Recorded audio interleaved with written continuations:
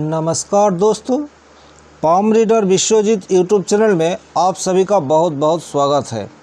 आज हम इस वीडियो में चर्चा करेंगे, अगर हथेली में 2 से ज़्यादा 3 या 4 विवाह की रेखा यानी शादी की रेखा हो तो इसका मतलब क्या है। यानी इस हथेली को अगर आप गौर से देखिएगा तो बहुत आसानी से दिखाई दे रहा है कि यहाँ पर ऐसा 3 लकीरें दिखाई दे रहा है। तो ऐसा किसी के हाथ में 1 हो सकता है, किसी के हाथ में 2 हो सकता है, किसी के हाथ में 3 या 4 भी देखने को मिलता है। तो इतना शादी का रेखा अगर होगा तो ज़िंदगी कैसा रहेगा, इसका क्या शुभ परिणाम है, इसका क्या अशुभ परिणाम है और इसका उपाय यानी रेमेडी क्या है, सारे चीज़ को हम आज क्लियर करके बताएंगे। अगर आपके हथेली में भी शादी को लेकर या शादीशुदा ज़िंदगी को लेकर कोई भी परेशानियों का सामना करना पड़ रहा है तो ये वीडियो आपके लिए ही है। आते हैं मूल टॉपिक के ऊपर। सबसे पहले देखना है कि ये जो लकीरें बना हुआ है, ये लकीरें आपकी कौन सा हैंड में है। कौन सा हैंड का मतलब है कि कार्मिक हैंड में है या दूसरे हैंड में है। कार्मिक हैंड का मतलब है जिस हथेली से आप अपना सारा काम काज करते हैं, उस हथेली को कार्मिक हैंड कहते हैं। आप लड़का हो या लड़की हो, इसमें कोई मतलब नहीं है। आपका कार्मिक हैंड में आपको ये निशान देखना चाहिए।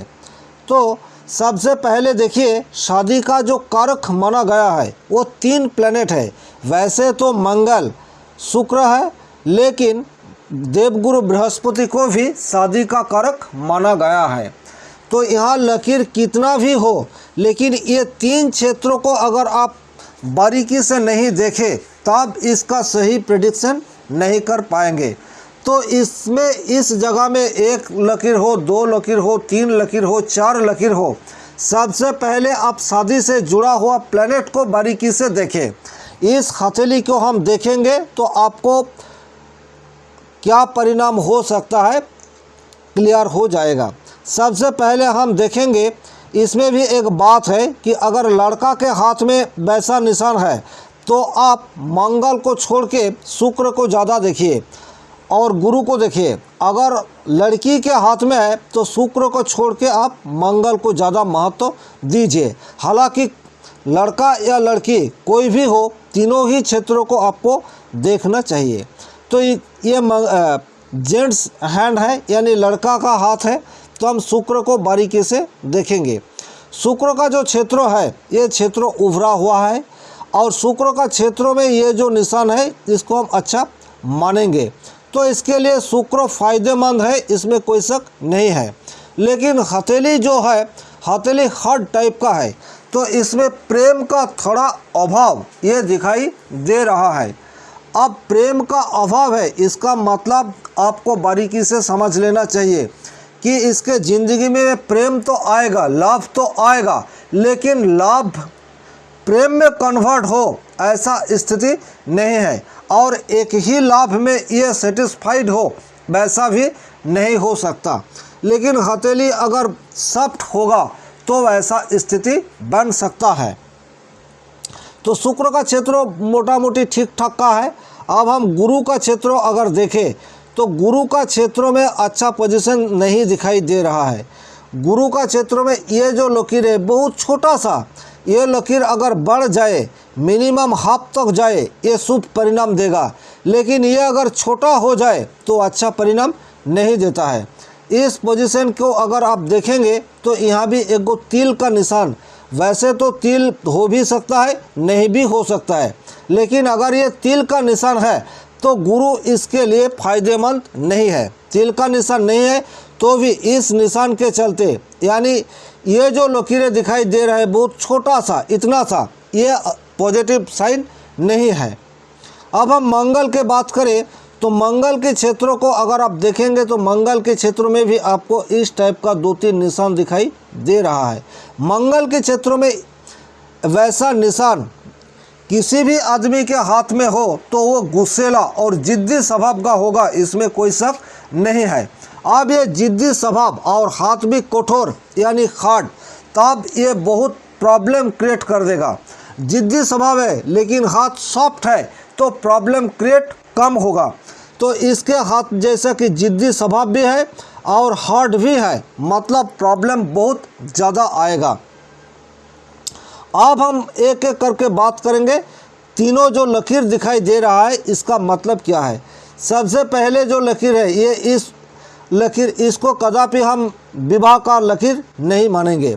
ये तकरीबन स्कूल लाइफ का प्रेम नज़र आ रहा है, यानी 10th में हो, 12th में हो या इससे भी पहले हो, इसके ज़िंदगी में कोई लड़की आ जाएगा, लेकिन ज़्यादा दिन तक वो लड़की के साथ प्रेम संबंध बना के नहीं रख पाएंगे। शुक्र बहुत हार्ड है और पूरा स्ट्रक्चर हाथ का हार्डनेस है। मंगल भी काफ़ी उभरा हुआ है, यहाँ पर भी निशान इस तरह का बना हुआ है, मतलब ये प्रेम ज़्यादा दिन तक नहीं टिकेंगे।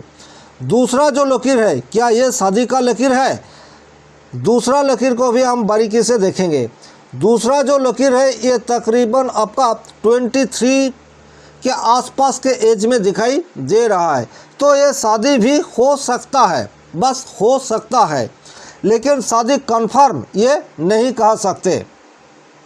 अगर 23 में ये शादी कंफर्म हो गया तब ज़िंदगी में प्रॉब्लम बढ़ जाएगा, क्योंकि इसके बाद वाला जो लकीर है यानी ये लकीर ये स्पष्ट रूप में है और ये लकीर इस लकीर यानी दूसरा लकीर से तीसरा लकीर जो है ये बड़ा हुआ है और प्रोमिनेंट भी है, लेकिन ये 23 साल जो है ये शादी के लिए सही है।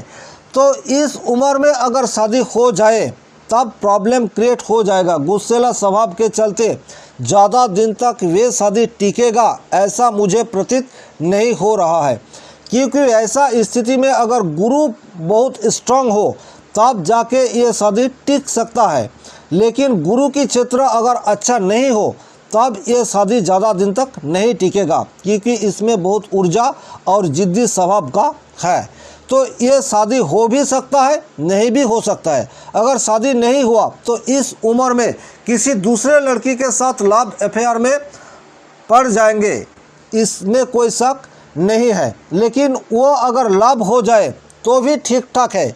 और ये लाभ जो है ये जाके 28-29 साल में शादी तक कन्वर्ट हो सकता है, अगर ये लाभ हुआ तो, क्योंकि यहाँ जो शादी का प्रोमिनेंट लाइन दिखाई दे रहा है वो 28-29 साल में दिखाई दे रहा है।